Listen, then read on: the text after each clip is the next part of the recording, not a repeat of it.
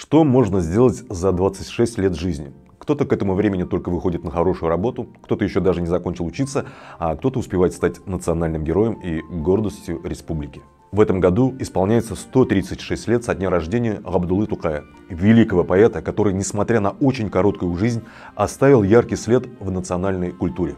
Будущий поэт родился 14 апреля 1886 года в деревне Кушлауч. Сейчас это часть Атнинского района.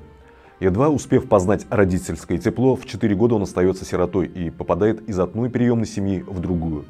Пристанищем мальчик находит в селе Кырлай, где довольно успешно осваивает сельское хозяйство. Через несколько лет он переедет в Уральск, в семью сестры своего отца, но память о периоде жизни в Кырлае останется в его стихах. Про Кырлай, что в заказании знай, деревня неплоха, во дворах поют по слухам куры звонче петуха. Родом хоть и не оттуда, там я жил да поживал, как умел, пахал и сеял, жил да песни напевал.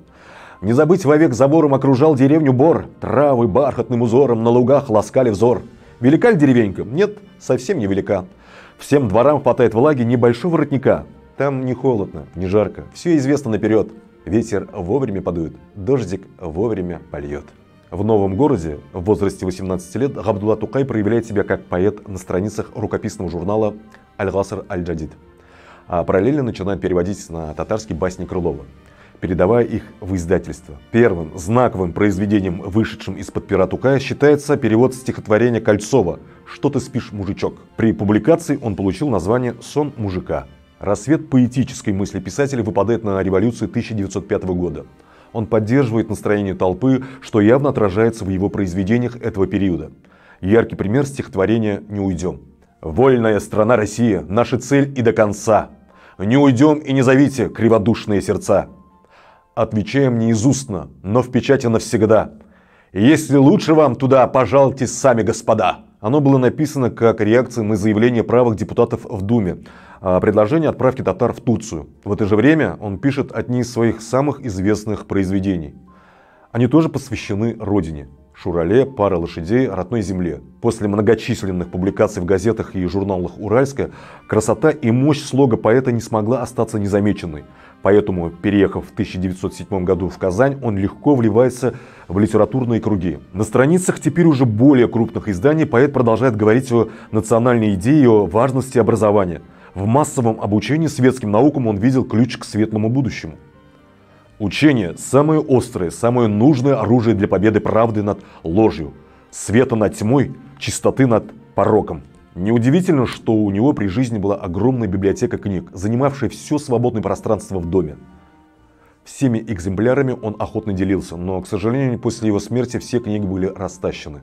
В столице республики наконец рождается первый сборник стихов Габдуллы Тукая. Стихотворение Габдуллы Тукая. Это было только начало, потому что за 3 года жизни в городе он издал 10 таких томов. При этом это не мешало ему популяризовать детскую литературу без ее разграничения по половому признаку. Ранее в Татарстане никто этого не делал. Трудолюбие Тукая сделало его самым высокооплачиваемым поэтом в Казани. Ему платили по 50 копеек за строчку. За эти деньги можно было снять меблированную комнату на сутки.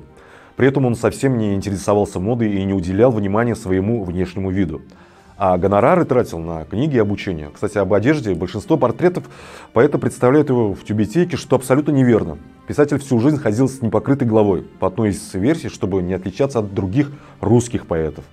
А головной убор на многочисленных фото не больше, чем реквизит фотосалона, где были сделаны снимки.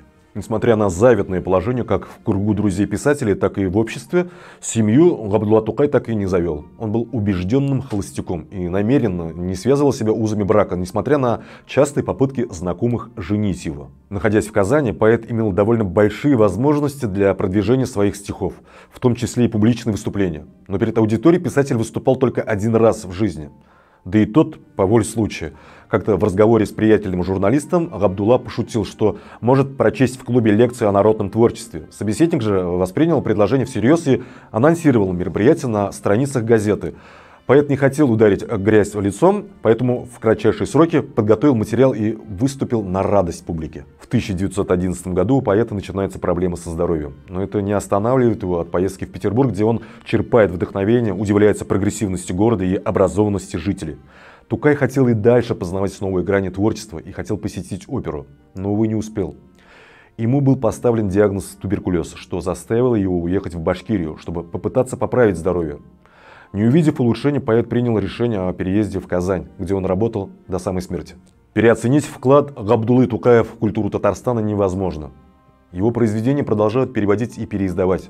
Еще и при жизни несколько стихов были переложены на музыку, а по Шураля и Али Батыр были созданы балетные постановки, которые ставят на крупнейших сценах всей страны и по сей день.